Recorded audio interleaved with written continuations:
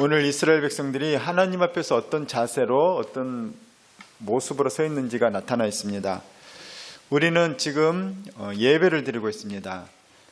우리가 예배가 뭔지를 알고 예배를 드려야 되는 것이죠. 예배가 무엇입니까, 여러분? 제가 어릴 때에는 동네 사람들이 예배 보러 가자 그랬어요. 근데 예배 보러 가자고 하는 것은 오해의 소지가 약간 있어요. 그 당시에 뭘 보러 다녔냐면 영화 보러 다니고 연극 보러 다니고 국극단이라고 해서 우리나라 민요와 이런 것들을 트로트 비슷한 걸 섞어서 연기를 하는 것이 있었어요. 그럼 할머니들, 어르신들이 그런 거 보러 다녔습니다. 그러니까 예배 보러 가자, 그 말은 뭐냐면 예배를 구경을 하러 가자, 이런 의미로 오해할 수 있다는 거죠. 그래서 요즘 예배 보러 간다고 하지 않고 요즘은 예배를 드린다는 말을 훨씬 많이 씁니다. 왜냐하면 예배를 드린다는 것이 그 예배의 의미에 훨씬 맞기 때문이죠. 예배란 무엇인가? 많은 신학자들이 정의를 내렸는데 가장 좋은 정의가 뭐냐면 예배는 나의 최고의 가치를 하나님께 드리는 것, 이것을 예배라고 한다는 거예요. 뭐라고요? 나의 최고의 가치를 하나님께 드리는 것. 나의 최고의 가치, 내 마음의 최고를 드리고 내 정성의 최고를 드리고. 그래서 주일에도 옛날에는 우리 서부 영화나 이런 데 보게 되면은 미국 사람들이 예수 잘 믿으려고 미국으로 갔잖아요. 청교도들이. 그들은 제일 좋은 옷을 입고 갔어요. 아주 멋진 양복, 여자들은 드레스에 꽃모자, 제일 좋은 옷을 입고 제일 좋은 구두를 신고 그들은 예배를 간 거예요. 왜냐? 나의 제일 좋은 가치를 하나님께 드려야 되는데 내 마음을 그렇게 표현하고 싶다는 거예요. 내 마음을 제일 좋은 옷으로. 여러분은 그럴 필요는 없지만 제일 단정하고 아름다운 모습으로 가야 되는 거예요. 명품을 휘감으라는 것은 아니고 여러분 가운데 오늘 아침에 거울을 보면서 내 마음을 단장하고 내 마음에 누구를 용서하지 못하는 마음이 있으면은 그거는 좋은 마음이 아니에요. 최고가 아닌 거예요. 누구를 다시 이 아침에 용서하는 기도를 하고 회개하는 기도를 하고 마음이 산만하면 하나님께 집중하고 내 마음이 세상적이면 다시 신앙적으로 내 마음에 뭔가 해결되지 않은 분노가 있다면 그것을 가라앉히고 그래서 최고의 마음의 상태, 가장 정결하고 순결한 마음 상태. 그러기 위해서 토요일 전날 기도해야 되는 거예요. 그리고 주일날도 조금 더 일찍 와서 더 정숙하게 정결하게 내 최고의 가치를 하나님께 돌려드리도록 내가 마음을 정리하는 것이죠. 예배란 최고의 가치를 하나님께 올려드리는 것. 그때 하나님이 영광을 받으십니다. 하나님께 그 영광을 받으시도록 나의 모든 가장 좋은 걸 올려드린 자들에게 뭐가 있냐면 그 다음에 은혜가 임하는 거예요. 본래는 예배 시간은 받는 시간이 아니에요. 예배는 드리는 시간이에요. 예배 시간에 제일 중요한 건 드리는 거예요. 그래서 주일 낮 예배 시간에 준비 찬양 이거는 맞지 않는 거예요. 하나님께 최고로 올려드리는 시간은 찬양이에요. 찬양. 하나님의 내 모든 가치를 올려드리는 것. 여러분 찬양 때 어떤 모습입니까? 내가 앞에서 못 봤지만 여러분 큰 목소리를 하십시오. 내가 올려드린 가장 좋은 목소리. 무조건 악을 쓰기보다는 큰 목소리이면서 고운 목소리, 듣기 좋은 목소리. 제가 옛날에 우리 청년부 어떤 형이 우리끼리 찬양하면은 모여서 기도해야 할 때 막 기타 하나 치면서 막 우리 기도하다가 찬양하다가 막 그렇게 자주 모였거든요. 근데 그 형은 있을 때랑 없을 때랑 모임이 너무 달라요. 그 형이 같이 찬양하면은 굉장히 성령 충만해요.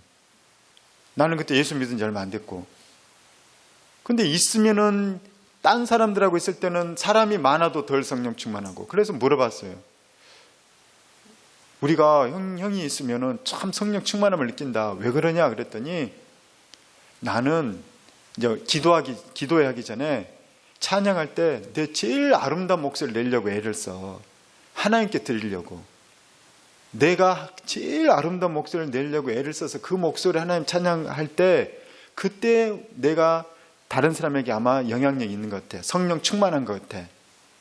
우리도 예배가 뭐냐? 하나님께 내 제일 좋은 걸 드리는 거예요. 예배 실패자는 누구냐? 받으려고만 하는 사람이에요. 오늘 뭘 받을까? 어떤 축복 받을까? 어떤 말씀 받을까? 이거는 두 번째인 거예요. 첫 번째는 잘 드린 사람이 잘 받는 것입니다. 그래서 여러분이 찬양 시간에 최선을 다해서 올려드리십시오.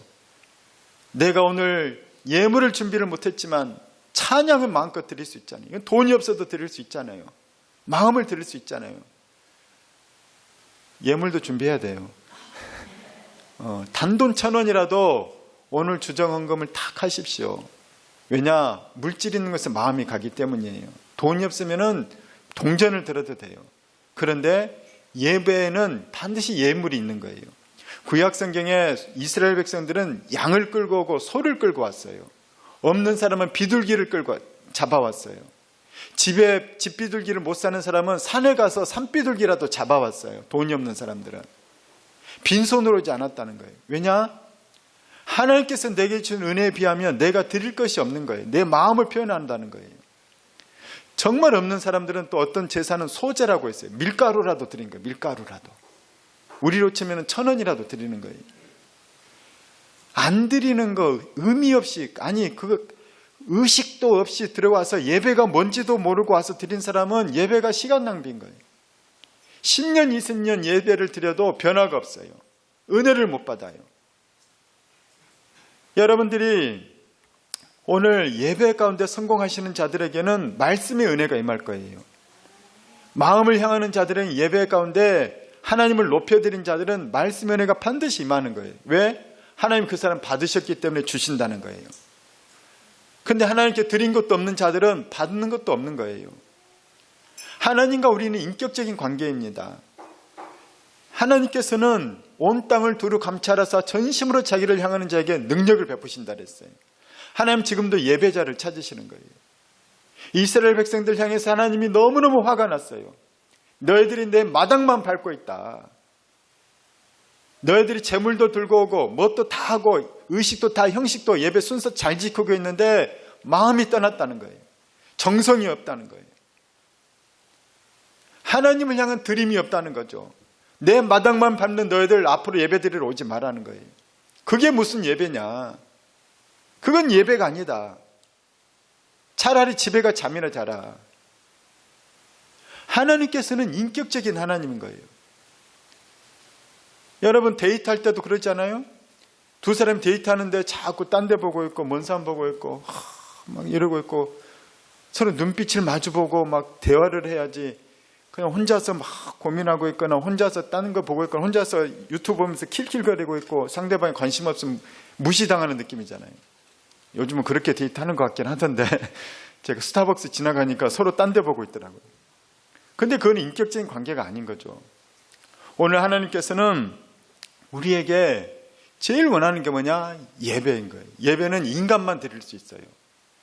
여러분 사람하고 쥐하고 DNA의 97%가 똑같다는 거 아세요? 오랑우탄 그런 거는 99%가 똑같은데 쥐하고는 97%가 똑같아요. DNA가. 그래서 쥐를 가지고 실험실에 흰쥐를 가지고 실험을 하는 거예요. 쥐한테 암세포를 주입해가지고 약물을 막 써보는 거예요. 아, 이 약물 15일 썼더니 암이 줄어드네. 아, 이 약물 쥐가 죽어버리네. 사람한테 썼으면 큰일 날 뻔했네. 원숭이는 비싸잖아요. 오랑우탄은 비싸잖아요. 안 되잖아요. 그래서 쥐를 쓰는 거예요. 97%가 같기 때문에. 그런데 오랑우탄, 원숭이 99% 같은 것들도 하나님께 예배하지 않아요. 육은 무익하니 살리는 것은 영인 거예요. 인간이 인간다울 수 있는 것, 그것은 하나님께 예배할 수 있기 때문이에요. 하나님의 형상과 모양을 닮은 자들은 인간밖에 없는 거예요. 외모가 아니라 육체가 아닌 거예요. 그의 인격이에요. 그의 영혼인 것입니다. 이런 것들은 동물에게 없어요. DNA가 아무리 같아도 절대로 흉내내지 않아요. 쥐가 100만 마리가 있어봐요. 그 중에 한 마리가 예배할까요? 0%입니다. 그런데 인간은 전 세계에 흩어진 인간들은 하나님을 떠난 자들까지도 예배를 해요. 우상들에게까지라도. 예배의 본성이 있기 때문에 영적인 존재이기 때문이라는 거예요. 하나님께서는 인격적으로 우리에게 주시는 게 뭐냐? 말씀인 거예요. 말씀. 그래서 우리는 인격적으로 말씀을 받는 거예요. 우리는 또한 인격적으로 하나님께 말씀으로 반응하는 것이죠.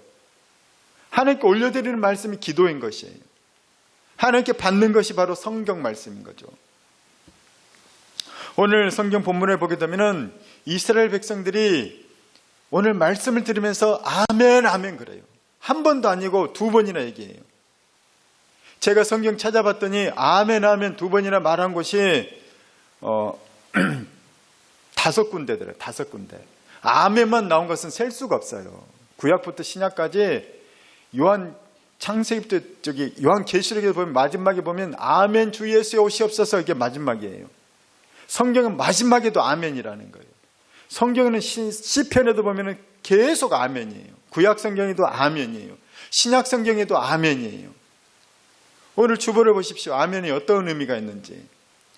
오늘 이스라엘 백성들은 하나님의 말씀을 들으면서 그들은 아멘 하면 이렇게 화답을 했다는 것입니다. 아멘의 뜻이 무엇입니까? 의지하다, 믿다, 그렇다. 이 아만이라는 히브리어에서 나온 단어, 이것이 아멘. 그래서 우리 주보에 보면 진실로, 참으로, 온전하게, 그런 의미라는 것입니다. 그래서 구약 성경에 보면은 아멘, 이것은 선포하는 사람도 아멘인 거예요. 아멘, 그 말은 뭔 말이냐면 그 시편이나 이런 데서 선포를 해요. 아멘, 이 말은 뭐냐면 그렇게 될지어다, 이 말인 거예요. 그럼 듣는 사람들도 아멘 하는 거예요. 그게 뭐냐? 그렇게 될 것입니다. 동의합니다. 그렇게 될 줄로 믿습니다. 이것이 바로 아멘인 거예요. 시편에 보면 그래서 아멘, 또 아멘 할지어다 이렇게 얘기한다는 거예요. 본인도 선포하면서 아멘 얘기하고 듣는 사람도 아멘. 그 말에는 신앙의 고백이 있는 것이죠. 신약 성경에는 그럼 아멘이 없냐? 아멘이 히브리어이기 때문에 구약만이냐? 아니라는 거예요. 신약에도 계속 아멘의 구절이 나와요. 우리 주보에 보면 참고 구절이 많이 나옵니다. 여기 보면은 계속 아멘, 아멘이 나와요. 심지어 예수님은 이 아멘이라는 단어를 예수님이 너무 좋아하셨어요. 성경 원문에 보게 되면은 우리 복음서에 보면 예수님이 쓰시는 많은 단어가 있는데 그 중에 하나가 뭐냐면 내가 진실로 너희에게 이르노니, 진실로라는 단어가 있어요. 요한복음에 보면 진실로 진실로 두 번이나 나와요. 또 다른 복음서에도 진실로 진실로 나와요. 여기서 진실로가 원어가 뭐냐? 아멘이라는 거. 아멘. 진실이라는, 이게 예수님도 아멘을 좋아하신 거예요. 옛날에 황수관 박사라는 분이 있어요. 그분이 쓴 책이 있습니다. 박사님 아멘약 주세요. 그분이 전도할 때 사람들에게 단순하게 전도했어요. 하나님이 고쳐주실 거예요. 사람들이 헷갈리니까 예수 처음 들어본 사람들에게, 그 세브란스 배운 이분하고 막 그런 사람들 막 죽 써서 갖다 주고 뭐 해주고 그러면서 복음을 전하는 거예요. 예수 믿으면 나아요. 예수님 응답해 줘요. 아멘 하세요. 막 그러는 거예요. 근데 뭔지도 모르고 예 아멘. 이제 설명을 해주죠. 아멘 이런 뜻입니다.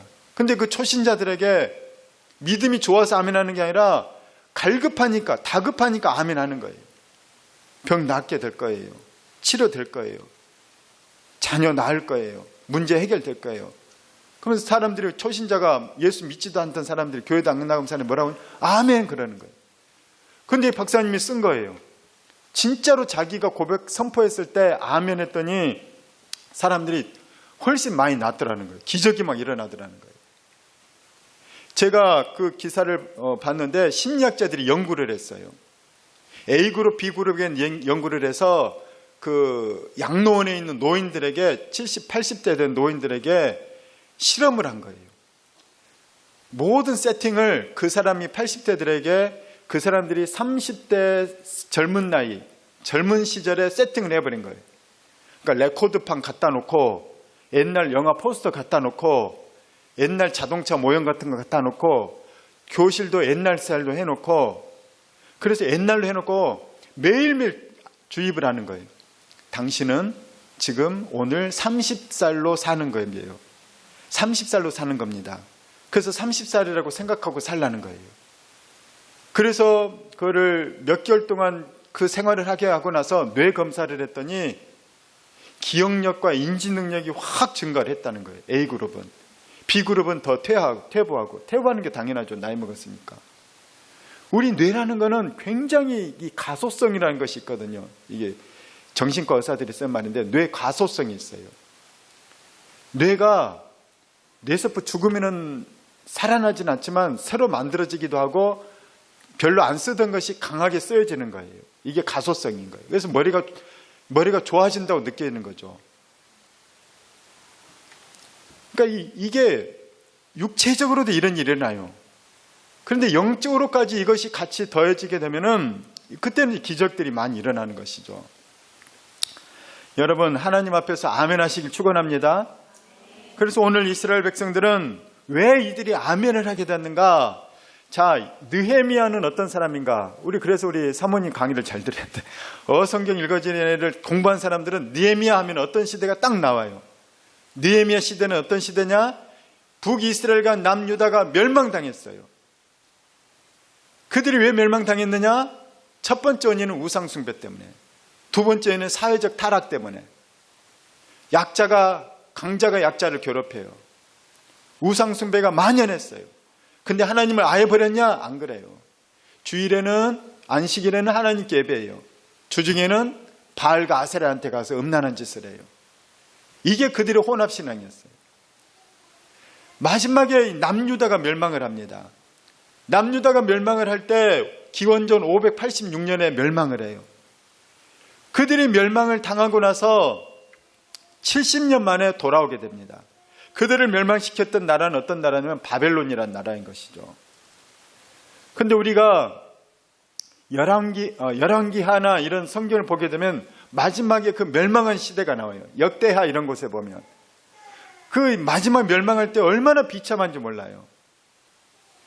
이 멸망할 때 하나님께서는 우리 예레미야나 선지서를 보게 되면은 내가 선지자들을, 너희에게 나의 말을 선지자들을 보내되 끊임없이 보내었으나 너희가 내 말을 안 들었다는 거예요. 하나님 이 말을 자꾸 반복을 해요. 그 말 반복되는 게 예레미야서 한번 읽어보십시오. 그러면 하나님께서 내가 선지자를 보내되 끊임없이 보내었으나 너희가 내 말을 듣지 아니하였도다. 호세아도 보내고 이사야도 보내고 예레미야도 보내고 계속 보내서 너희들 그렇게 하면 망한다, 멸망한다. 계속했지만 그들은 코웃음도 안 쳐요. 오히려 선지자들을 핍박합니다. 저 재수없는 말 한다고. 예레미야 땅구덩이에 던져버려요. 묻어버리려고. 바로 그런 패역한 그들에게 하나님께서 마지막으로 이제 진짜로 이루어지게 해요. 바벨론, 우리 세계사에 보면 바벨론 제국이 있거든요. 바벨론 제국에 느부갓네살이 쳐들어옵니다. 그리고 성을 에워싸요. 굶겨지고 옛날은 성을 파괴하기 힘들었거든요. 굶어 죽도록 만들어요. 그래서 성 안에서 어떤 끔찍한 일이 일어납니까? 차마 말할 수 없지만 어른들이 아이를 잡아먹어요. 근데 그런 일은 근대에도 일어났었어요. 불과 몇십 년 전에도 지구상에 일어난 일들이에요. 사람이 배고프면 그런 일을 한다는 거예요. 하나님의 백성, 하나님의 하나님의 나라, 하나님의 도성인 예루살렘에서 그런 일이 일어난 거예요. 근데 하나님이 예언을 이미 했거든요. 그런 끔찍한 일이 일어날 거다. 빨리 돌아와라. 세계에서 제일 강력한 바벨론 군대가 쳐들어왔거든요. 그리고 어떻게 됩니까? 그때 왕이 시드기야 왕이었어요. 왕이 몰래 뒷문으로 도망가다가 잡혀요. 그리고 왕 앞에서 그 젊은 왕의 어린애들, 아들들이 죽임을 당해요. 부모 앞에서 자녀가 죽임을 당한다는 거예요. 얼마나 끔찍하고 비참합니까? 그 애들을 죽이고 그 봤지? 네 자식 죽이고 항복 안 하니까 너 이렇게 끔찍한 일 당해. 다른 나라들도 모범이 될 거야. 우리 바벨론에 대항한 나라들은 다 이렇게 돼. 그리고 그 시드기야 자식 죽인 모습 눈으로 보게 하고 나서 눈을 뽑아버려요. 그리고 바벨론으로 끌고 갑니다. 수많은 이스라엘의 지도층들, 똑똑한 사람들 다 끌고 가요. 그들이 70년 만에 돌아왔어요. 70년 만에 돌아와서 무너진 예루살렘 성을 다시 재건을 해요. 다시 성을 쌓아요. 그 성 쌓는 일을 끝내고 나서 그들이 명절에 모였어요. 여러분, 명절에 모여서 뭐 합니까? 이들은 수련회를 한 거예요. 말씀 수련회. 학사 에스라가 나타나요. 하나님 말씀을 잘 연구했던 제사장이에요. 그가 백성들 앞에서 모세의 율법책을 읽습니다. 모세 율법을 뭐냐면 창조 레민신, 창세 출애굽기 레위기 민수기 신명기를 모세 오경이라 그래요.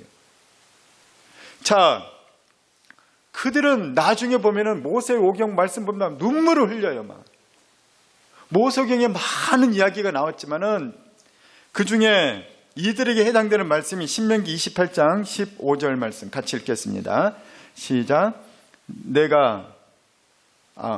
죄송해요. 그 전에 빼먹은 것이 있어요.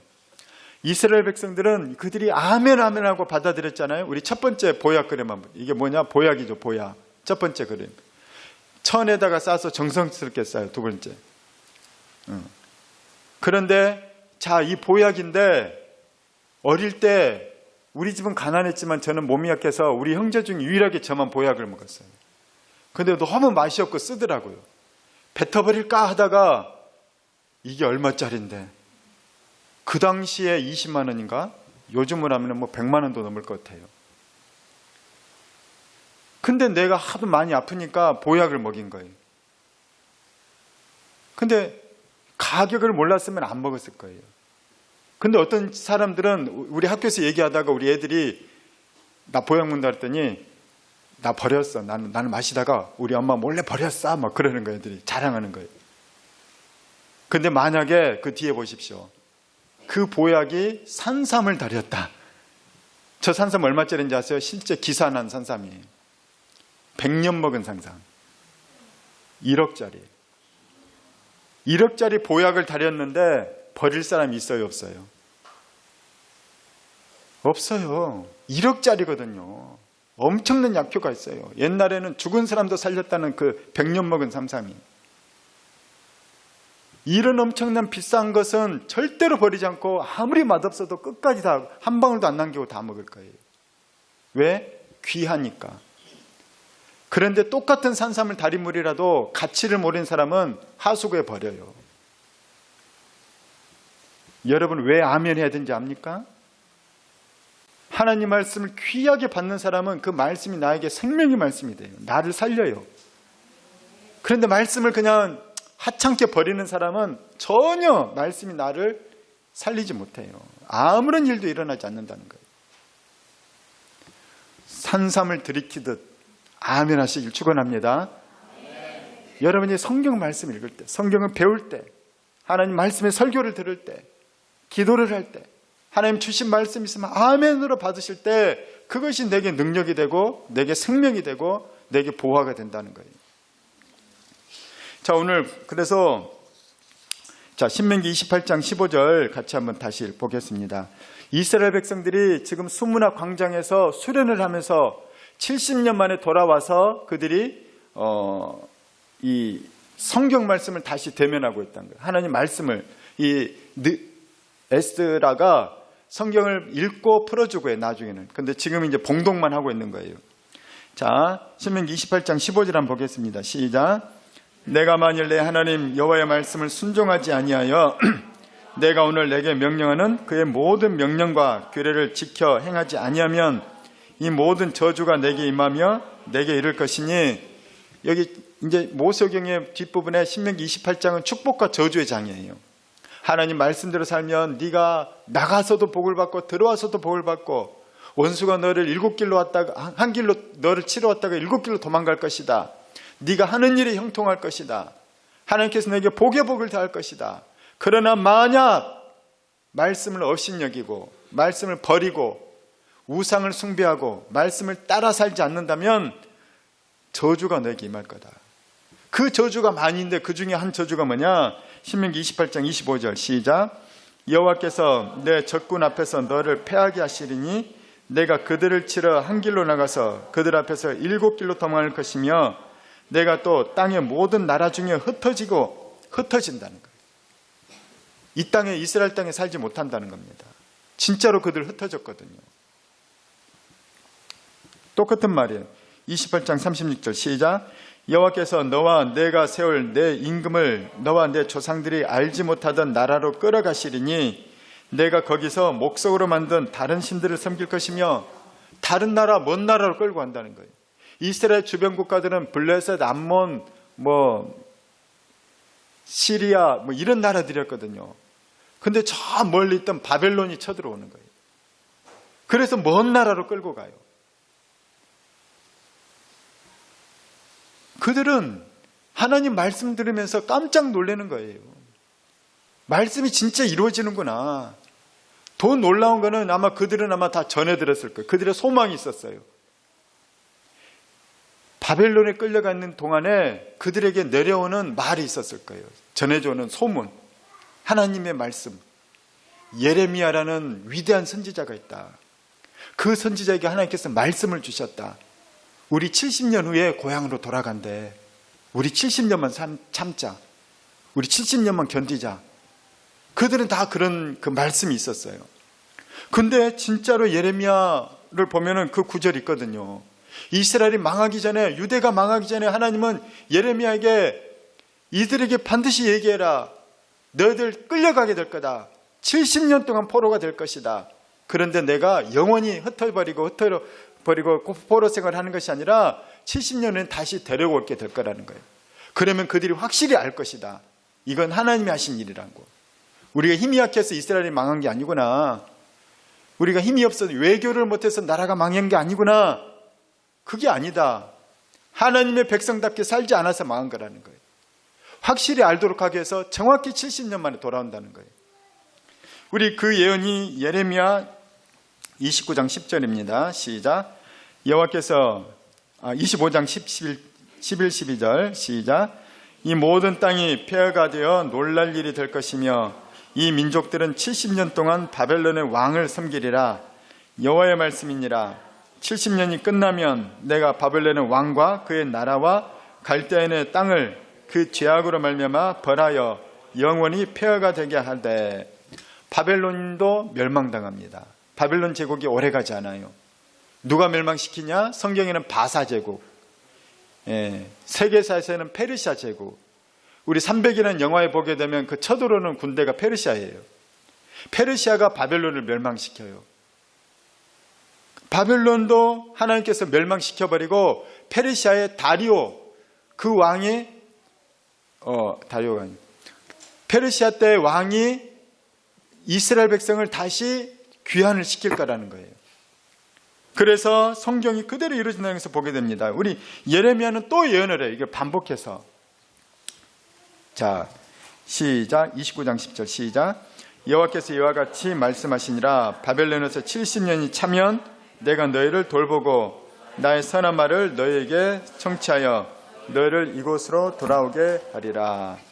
자, 하나님께서는 이것에 대해서 반복하기 위해서 계속해서 이스라엘 백성에게 너희들이 하나님 말씀에 대해서 이제 반복을 해서 해준다는 것은 더 확실하게 이루어질 거기 때문에 반복을 한다는 것이죠. 오늘 이스라엘 백성들은 성경 말씀을 들으면서 너무너무 놀란 거예요. 그들은 소름 돋도록 놀라는 거죠. 깜짝 놀라는 거예요. 충격이죠. 그들은 무서움을 느꼈어요. 다시 말씀 보면서 말씀이 이렇게 정확하게 이루어진다니. 말씀이 이렇게 무섭구나. 그래서 그들은 학사 에스라가 성경을 펼쳐서, 옛날 두루마리거든요. 두루마리를 쫙 펴서 읽으려고 하니까 너무나도 하나님 말씀이 두려워서 그 자리에서 일어선 거예요. 우리 무서운 사람 오면 앉아있을 수 없잖아요. 두려움과 경외의 대상이 들어올 때는 그들은 일어섰다는 거예요. 그리고 하나님 말씀이 읽혀질 때 그들은 뭐라고 합니까? 아멘, 아멘 하면서 받았다는 거예요. 그 말씀이 진짜 이루어졌습니다. 그 말씀이 맞습니다. 하나님 말씀은 이렇게 확실하게 이루어진다는 거예요. 저는 여러분들이 하나님 말씀에 대한 경외가 다시 불일 듯 일어나길 축복합니다.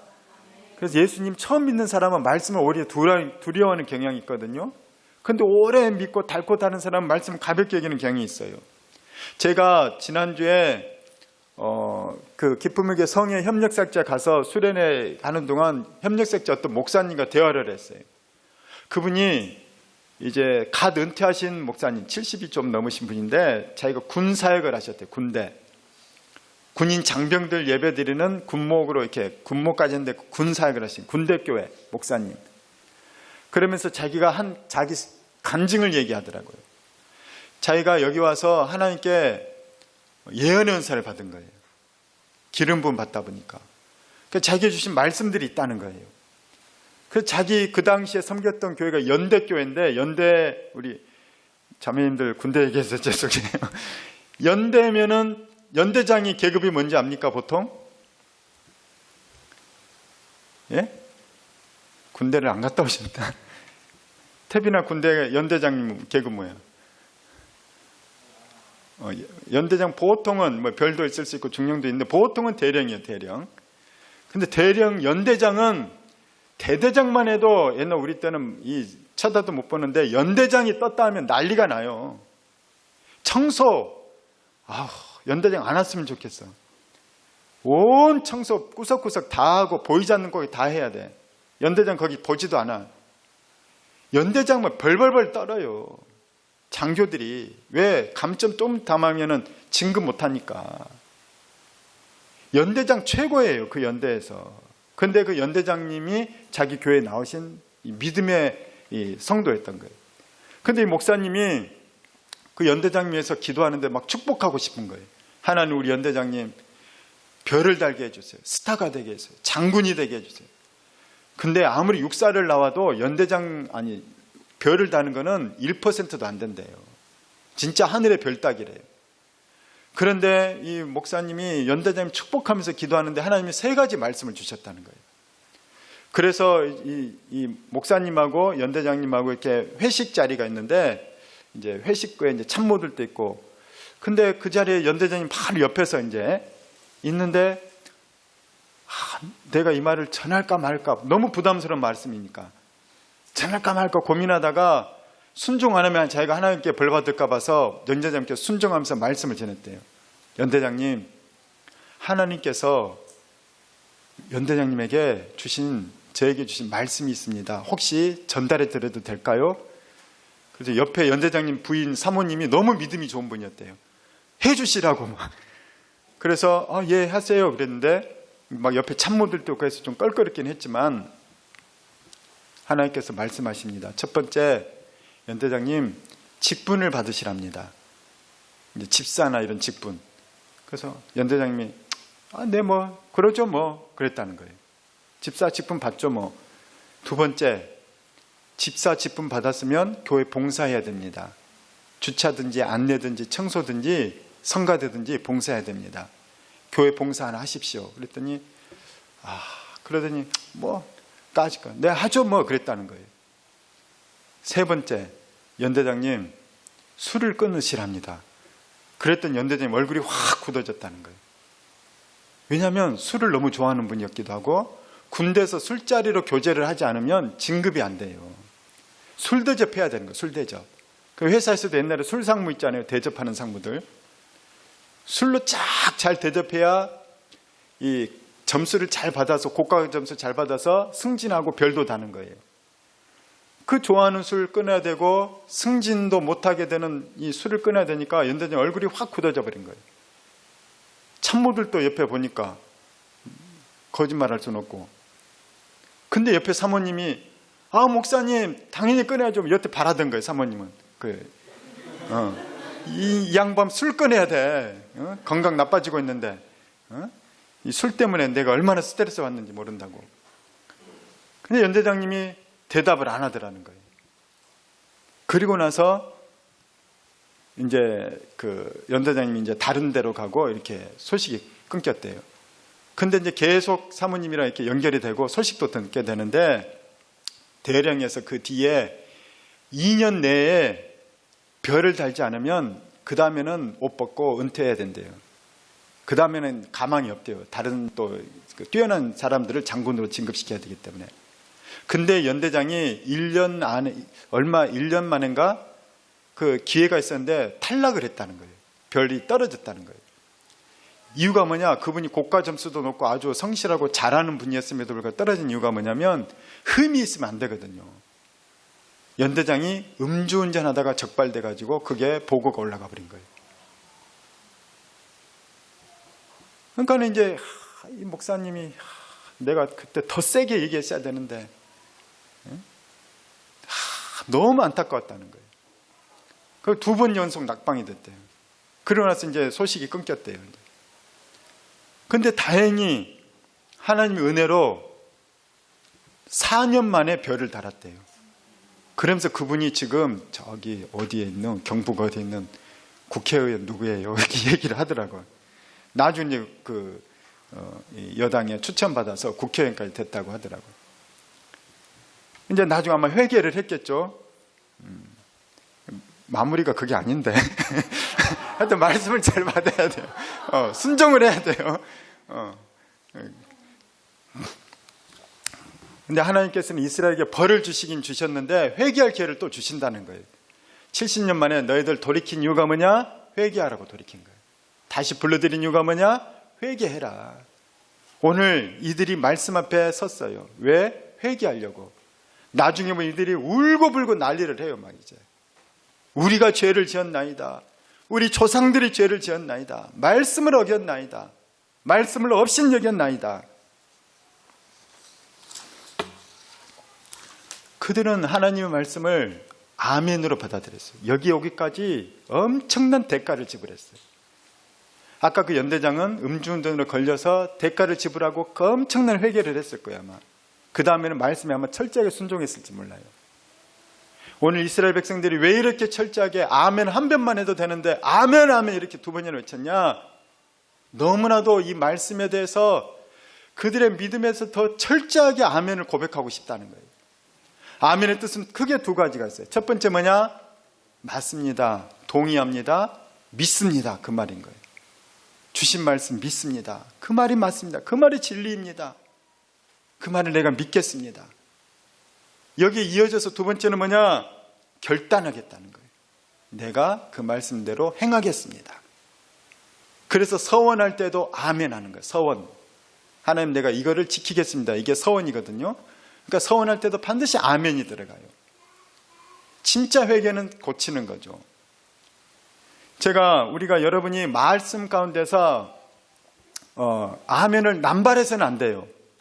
그러나 아멘 할 때 안 하는 것도 이건 문제가 있는 거예요. 왜 아멘을 안 할까? 성격 탓일 수도 있지만 성격 바꾸시길 축복합니다. 어떤 목사님이, 영안이 열린 목사님이 자기가 설교를 하다가 그런 장면을 봤대요. 어떤 사람들이 아멘하고 어떤 사람 아멘 아멘 하는 사람들이 있더래요. 어떤 사람 입을 꾹 다물고 있더래요. 아멘 아멘 하는 사람들이 아멘 할 때 하나님의 축복과 능력이 쏙쏙 들어간 게 보이더라는 거예요.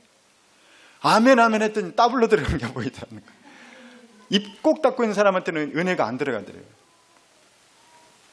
그 영적으로 그런 일들이 우리에게 일어난다는 거예요.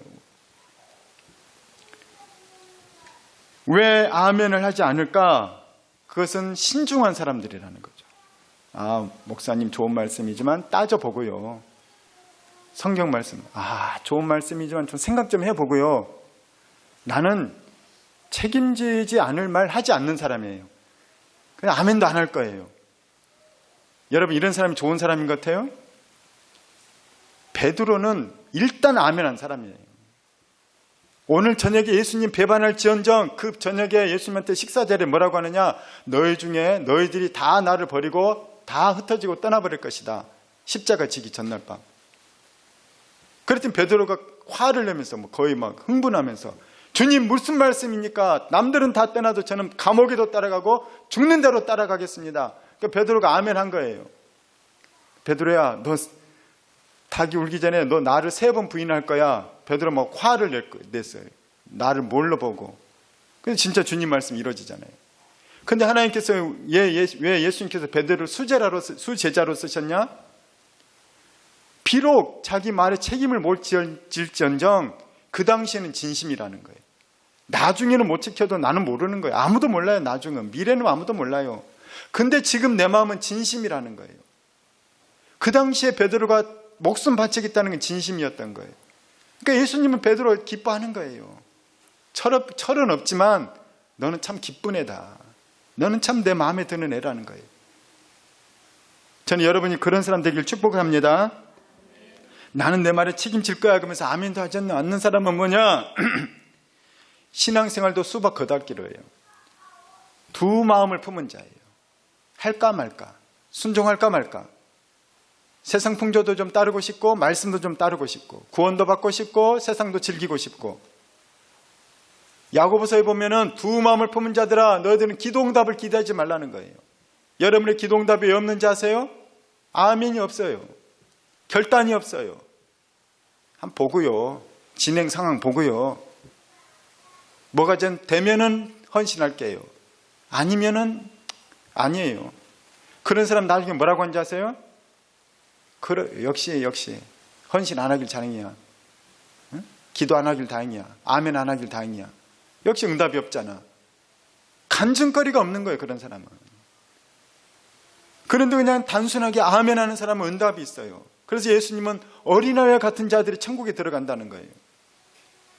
하나님 말씀하니까 아멘 하는 거예요. 애들은 당연히 믿죠. 당연하죠. 아 그래요? 네 해볼게요. 나중에 못 지켜요. 그래도 그 당시에 진심이라는 거예요. 주님께서는 두 마음을 품은 자들을 싫어하셔요. 미지근한 자들을 싫어하신다는 거예요. 확실히 해라. 차든지 덥든지 해라. 차든지 덥든지 하지 미지근한 자들은 내가 토해내버리겠다는 거예요. 예수 믿으려면 믿고 세상 섬기려면 섬기고. 여호수아가 그랬죠. 우상을 따르려면 우상 섬기고 하나님 따르려면 하나님 따라라. 그런데 나와 내 집은 여호와만 따를 것이다. 나와 함께 하겠느냐? 그러니까 이스라엘 백성들이 아멘 우리는 당신과 함께 하겠습니다. 하나님께서는 우리에게 마귀는 우리에게 뭐라고 유혹하냐면 둘 다 하라는 거예요. 둘 다. 다른 말 표현은 뭔지 압니까? 넓은 길을 가라는 거예요. 쉬운 길 가라는 거예요. 예수님은 절대 넓은 길 가라고 하지 않았습니다. 좁은 길 가라는 거예요. 어려운 길 가라는 거예요. 아멘으로 결단하라는 거예요. 한 다리는 말씀에, 한 다리는 세상 풍조에. 그럼 어떻게 되는지 압니까? 둘 중 하나 어느 순간 떼야 되거든요. 어느 순간 세상으로 가든지 어느 순간 말씀으로 가야 돼요. 이 둘은 절대로 하나가 아니에요. 나중에 계속 멀어져 가요. 한 다리 세상, 한 다리 하나님 말씀이면 가랑이가 찢어지는 거예요. 되는 게 없는 것이라는 거예요. 은혜가 없어요. 하나님 말씀에만 집중하길 주의 이름으로 축원합니다. 우리 예수님은 예만 됐어요. 고린도서에는 혹시 안 올렸죠? 예, 고린도서 1장 19절 20절은 제가 읽도록 하겠습니다. 있어요? 그럼 같이 읽겠습니다. 시작. 우리 곧 나와 실로아노와 디모데로 말미암아 너희 가운데 전파된 하나님의 아들 예수 그리스도는 예하고 아니라함이 되지 아니하였으니 그에게는 예만 되었느니라. 20절 하나님의 약속은 얼마든지 그리스도 안에서 예가 되니 그런즉 그로 말미암아 우리가 아멘하여 하나님께 영광을 돌리게 되느니라. 아멘에는 뭐가 있느냐? 결단인 거예요. 결단하고 똑같은 말은 순종이라는 거예요. 예수님께는 순종만 있었다. 십자가 져라 졌으면 좋겠다. 주님께 하나님께 기도해요. 아버지 이 잔을 돌려주십시오. 안 마시면 안 됩니까? 그러다가 아버지의 뜻이거든 내가 마시겠습니다. 아멘 예하고 갔다는 거예요. 예수님께서 이 아멘 예했기 때문에 우리가 구원받았다는 것이에요. 그리스도인들도 우리가 하나님 말씀에 대해서 아멘 할 때 하나님 영광 받으시고 하나님 뜻이 이루어지는 것입니다. 저는 우리의 삶에 아멘이 있길 축원합니다. 주의 말씀에 아멘이 있을 때 역사가 일어나는 거예요. 하나님의 사람이 되는 것입니다. 우리 같이 기도하겠습니다. 주님 감사합니다. 아멘이 얼마나 소중한 믿음의 고백이요 우리 인격적인 신앙의 결단인지 오늘 알도록 하셔서 감사합니다. 하나님의 생명의 말씀에 대해서 아멘으로 따르고 받아들이고 믿음으로 우리가 주의 제자 예수 그리스도의 뒤를 따르는 자들 되기 원합니다. 예수님 이름으로 기도합니다. 아멘.